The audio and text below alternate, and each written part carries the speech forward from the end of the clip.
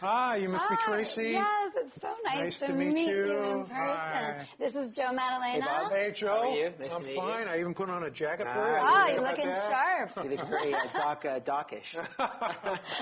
Great Scott. Great Scott. So are these all for me? I could take these all home? In an alternate timeline. It's a very kind present. We change the space-time That's continuum, right. then you can take them away. So what made you have the foresight to keep the stuff? I'm nuts.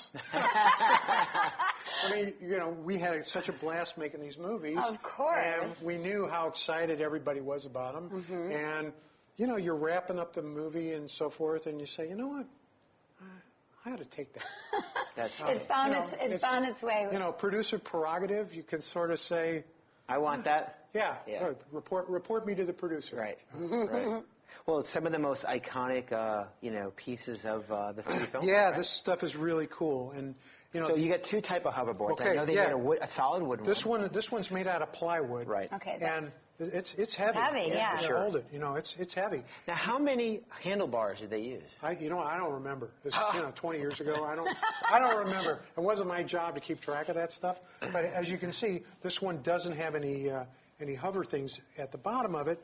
And this was actually the type of hoverboard that Michael J. Fox or his stunt double, Charlie Crowell, would stand on, and they'd hang this on wires. Oh, really? Because Wow, it was heavy enough so that it could support a human being. Now, on the other hand, we got this puppy here. This one's made out of styrofoam. Yeah. And what I love about this, and here's the hover technology, the maglev technology, and these little wire feet on here. And what's great about this is that to create the illusion, when Michael J. Fox takes the hoverboard and he throws it on the ground, there you have it's it. hovering. That's so cool. And you shoot from on top. Wow. You don't see those wires, the feet, and it's great. It's a very simple illusion. If they were doing that today, they'd have to do it digitally. It'd be insane. And it wouldn't look as good. It would not look as good. Who came up with this concept? Like this gadget on the bottom? Oh, I don't remember. I guess our one of your prop men. effects coordinator came up with that. We told him to look at what magicians do when they do magic. Smoke and mirrors. Exactly. And we did all different ways of making those hoverboards hover. Are you amazed how valuable these things are these days? Yeah. You know, one of the crew members of 2 and 3, he had a hoverboard and he was short of money about 5-6 years ago. He put it up for auction at Sotheby's. He asked me if I would write a letter of authenticity to certify that it actually was a real prop from the movie. $17,000. Well, I'll tell you a funny story. So that hoverboard came back to me. I resold it a year and a half ago for $55,000. Oh, no don't way. tell him. Yeah. Oh my God. Yeah. Oh, well, you know what? Because it had your letter. Wow. Because it was sold with your letter. Next time we'll go to Profiles. The person that bought, you know, the only reason both people bid because it came with your letter. Wow. You know, so I mean, a hoverboard like this, just so you know, from you would bring $50,000, $60,000, $70,000 because it's from you. Wow. That's, you know, but they're that much more valuable because, you know, we all know they made a lot of these, right? Yeah. But because they came from you, and this is the best one I've ever seen. Yeah. I mean, this is amazing. No, that's why that's a good one. Because that's this one feels just like how, you know, a skateboard.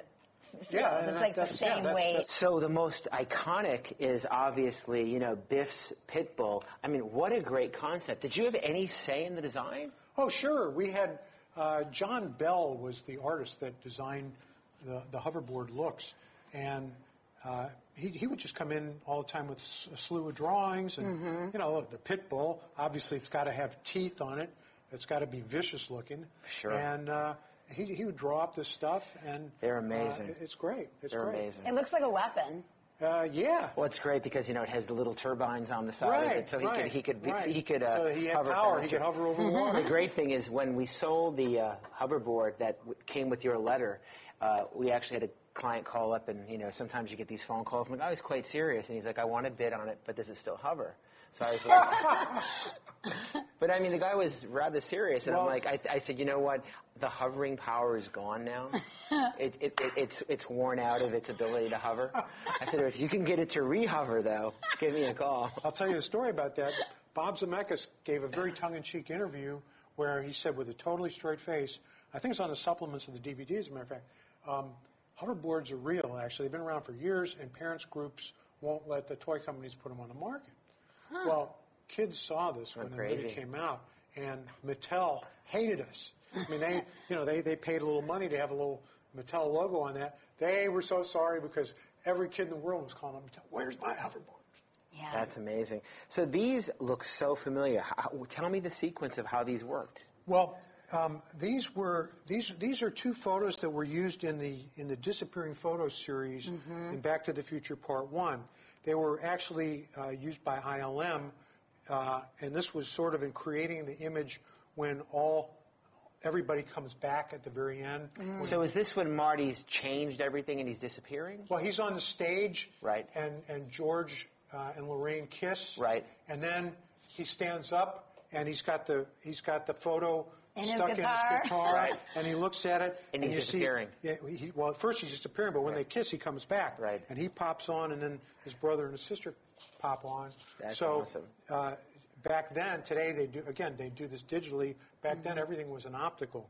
So they had a whole series of photos where they had to show the characters in different states of dissolve, and these are two of them from that series. I just think, you look at today's films, I think they're really well made, but I don't know, these films, they hold up. You look at them, and the effects as compared to now, I just think they look realer.